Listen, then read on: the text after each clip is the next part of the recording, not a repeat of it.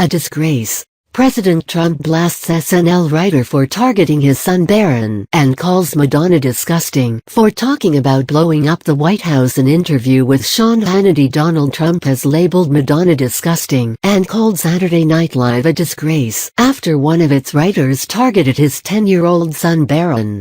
The president sat down with Fox's Sean Hannity on Thursday to appear on his namesake show, his second interview since taking office last Friday.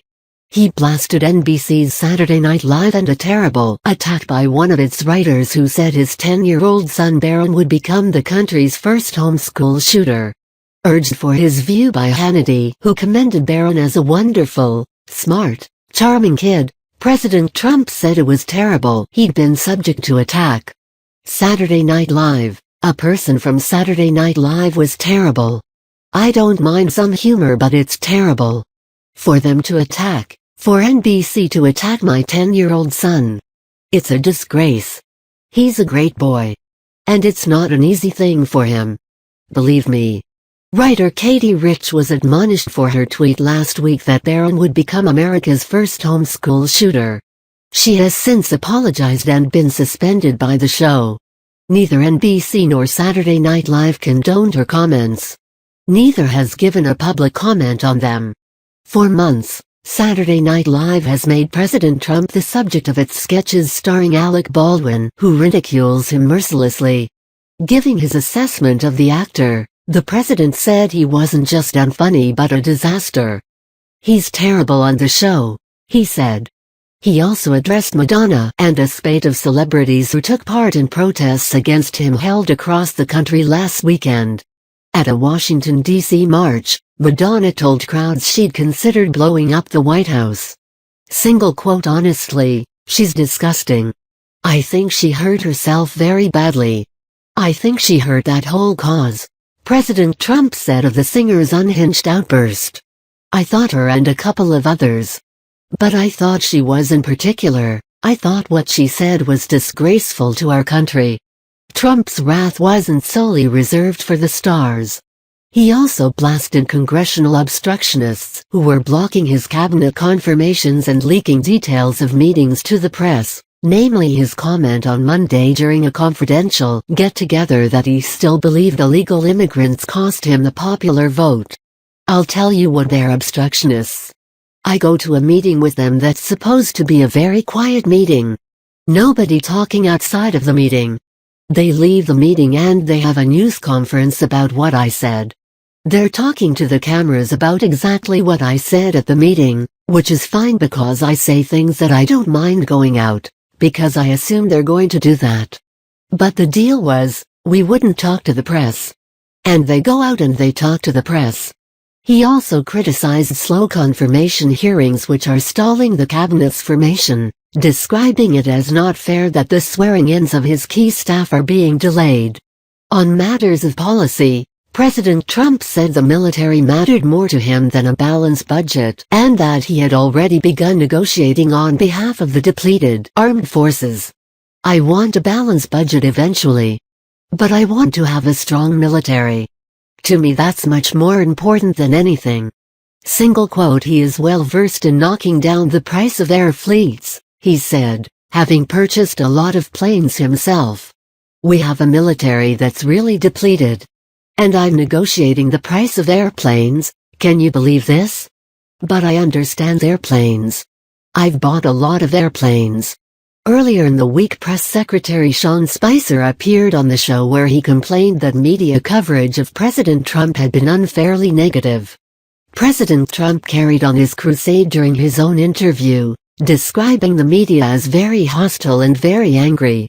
He said he was outraged by a false tweet published by a poll reporter that a Martin Luther King bust had been removed from the Oval Office, and even interrogated his staff over who may have taken it out after seeing reports on the subject. It turned out to be false.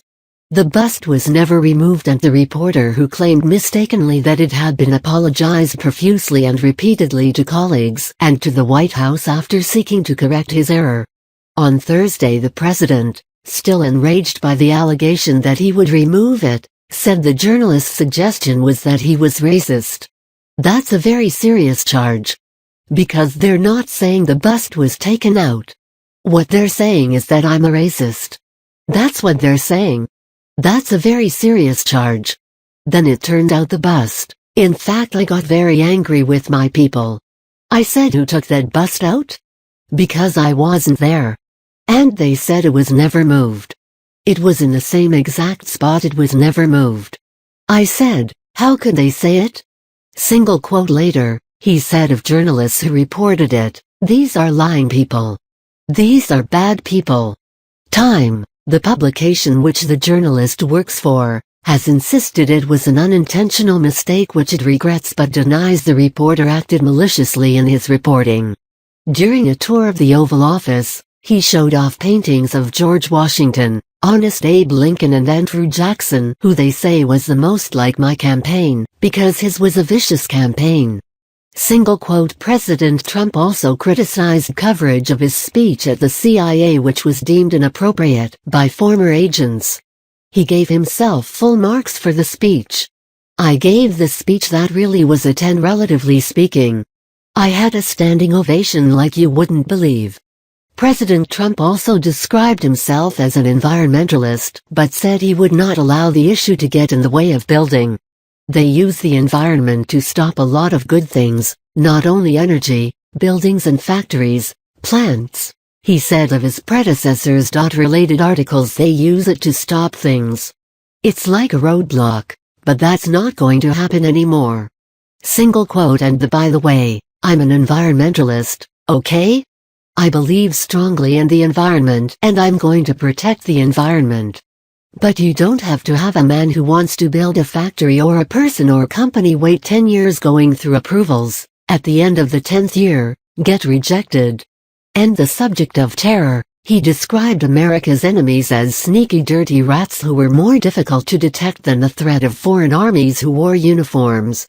They're sneaky, dirty rats. And they blow people up in a shopping center. And they blow people up in a church. These are bad people. When you're fighting Germany, they had their uniforms. And Japan, and they had their uniforms, and they had their flags on the plane and the whole thing. We are fighting sneaky rats right now that are sick and demented. And we're going to win. President Trump said it would be mutually beneficial for the U.S. to have improved relations with Russia so that he and Vladimir Putin could knock the hell out of ISIS. I don't know Putin, but if we can get along with Russia, that's a great thing. It's good for Russia, it's good for us. We go out together and knock the hell out of ISIS. Because that's the real sickness, you know, the whole ISIS thing is the real sickness. He said he was open to bringing back waterboarding as an interrogation technique and said while it wasn't pleasant, the now illegal practice doesn't qualify as torture. Single quote waterboarding is, I'm sure it's not pleasant, but waterboarding was just short of torture. Single quote the topic was raised on Wednesday when Trump appeared on ABC for an interview with David Muir.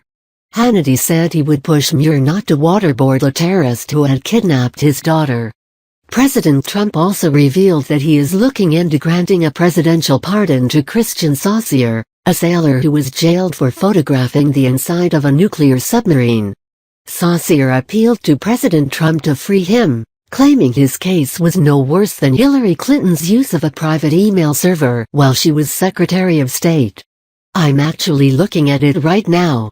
How can you have somebody else get away with such a tremendous amount and then this person who takes a picture of his desk on an old submarine? He said. Giving Hannity a tour of the White House, he paid tribute to his predecessor Barack Obama and the graciousness with which he handed over the presidency. What amazed me is that I was vicious to him in statements, he was vicious to me in statements, and here we are getting along, we're riding up Pennsylvania Avenue talk. We don't even mention it. I guess that's the world of politics. But I was tough on him, he was tough on me and I like him, he likes me. I think he likes me. I mean, you're going to have to ask him but I think he likes me. Finishing his interview, he thanked Hannity and told him encouragingly, the ratings tonight are going to be through the roof.